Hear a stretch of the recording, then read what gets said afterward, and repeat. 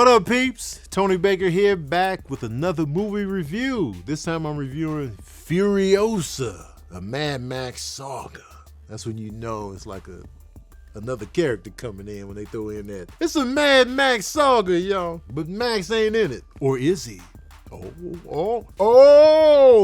Is he in it? You gotta go see it for yourself. First of all, Furiosa, it opened this past weekend.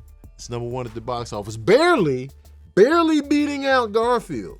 Garfield was breathing down Furiosa's neck in a high-speed chase in the desert. There was Garfield and Odie, just cars in the wasteland, and they were right behind her. But Furiosa came out on top barely. But this Memorial Day weekend is the lowest grossing Memorial Day weekend in a long time.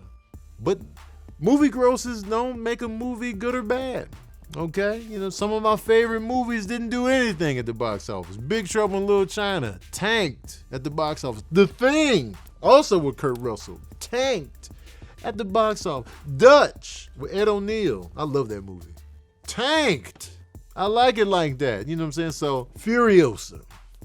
Now, this story revolves around the character of Furiosa, who was played by Charlize Theron in the last Mad Max, who she was a standout.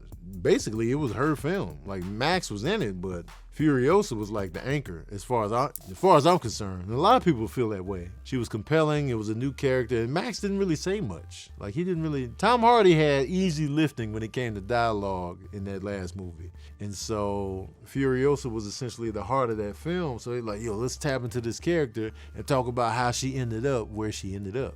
And for me, that's an interesting piece. It's just like, yo, I really would like to see her journey. I want to see her journey even after, you know, Mad Max Fury Road, because I liked her character. And so, you know, we started the film off when Furiosa's a little girl and back where she, you know, came from. Remember where she came from? It was vegetation, it was fruit, it was vegetables, it was like a oasis in a wasteland. That's what she was trying to get back to in Fury Road. And so we see her as a kid, and we see how she ended up where she eventually ended up. Matter of fact, Anya Taylor-Joy, who plays Furiosa, she doesn't show up until about, we don't get to her age range until maybe about 45 minutes, even close to an hour in. But it all flowed, it all worked. So Eyeballs didn't come out. I'll call her Eyeballs because her eyes are just, she got dope eyeballs. And when you play a character like that doesn't really say much, eyeballs is key. The eyeballs are very important. And she runs afoul of, you know, the type of, not really mercenaries, but the type of just like, you know, people that'll do anything to survive in this wasteland, led by Chris Hemsworth. And he's just having the time of his life in this role. He is just out here chewing the scenery up. He's just living in this role, and it's dope to see. Like, he's good in this film. And so it's just like, because he's partially like, you don't hate him. He's giving you a lot of personality, a lot of energy, and it's like, we know he's the villain. We know he's not a good person, but at the same time, I kind of like this guy. Like, I don't relate to what he's doing, but then you kind of get a sense of where he's coming from, and not to the level of, you know, Killmonger and Black Panther or even Thanos and the Avengers, where you can be like, I see what you're saying. For him, it's just like, oh, I see where you went off track, and now here we are. And so I think he did a really good job in this film. My main complaint on this movie is it's a lot of CGI now. I feel like there was some CGI in Fury Road, but for the most part, it was like, yo, it was looking real practical, or even so, the special effects and the CGI, I didn't really pick up on them in that last one. But I feel like now I'm really like, yo, that's CGI tough. And so it's a little distracting this time around, but the action sequences are still dope. It's still exciting. You know, I really like Anya Taylor-Joy as the young Furiosa. I liked her in the role. I like what she brought to it. She was believable. Seeing everything that built up to where she ended up was just a dope transition to see. And it's got some great action again. So forget all that. You want to know the smooth jazz review of Furiosa, a Mad Max Saga. Well, here it is. Oh, yeah. I'm giving Furiosa 4 saxophones out of 5. It's a good time. Mad Max remains undefeated as a franchise. I feel like all of them are good. I would probably put Mad Max Beyond Thunderdome at the bottom, but it was still good. Is it better than Fury Road? That's the main question y'all gonna ask. It's different. It's a different film, but it's good in my opinion. But if you want to compare, no, it's not. It's not better than Fury Road, but it's still worth checking out.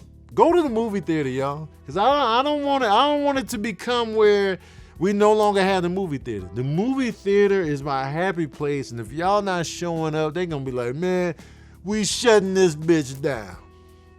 And then we ain't got no movie theaters. We watching everything at home. Watching everything at home is trash, man. It's cool, but it don't hit the same.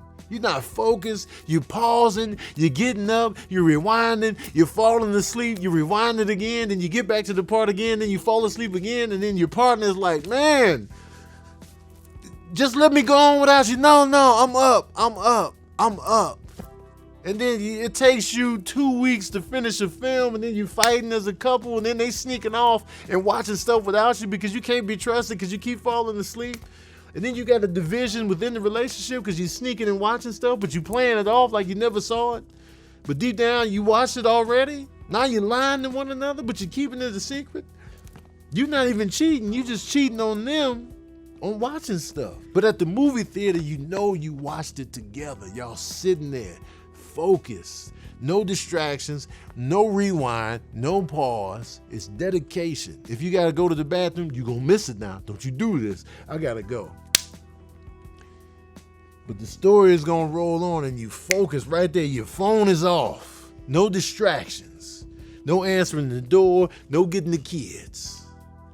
We can't lose this. The AC is on max. The popcorn is on 10.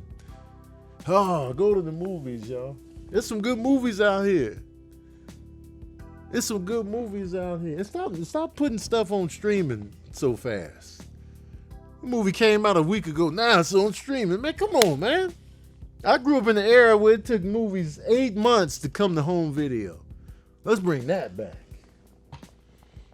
All right, peeps, that's my review of Furiosa, of Mad Max Saga. Or is it story? I don't even know. But let me know what you thought of the movie in the comment section below. If you haven't seen it, why not? You don't like women? You know what I'm saying? Is that what it is? You don't like women out here? Huh? Is that why you ain't win? Come on now. Shouldn't even matter. If you like the woman in Mad Max Fury Road, it's the same woman. It's the same character. Pull up on it, man. Also, how would you rank the Mad Max franchise? You personally, how would you rank the films? Let me know in the comment section below. Don't forget to like, share, subscribe, and as usual, we out here.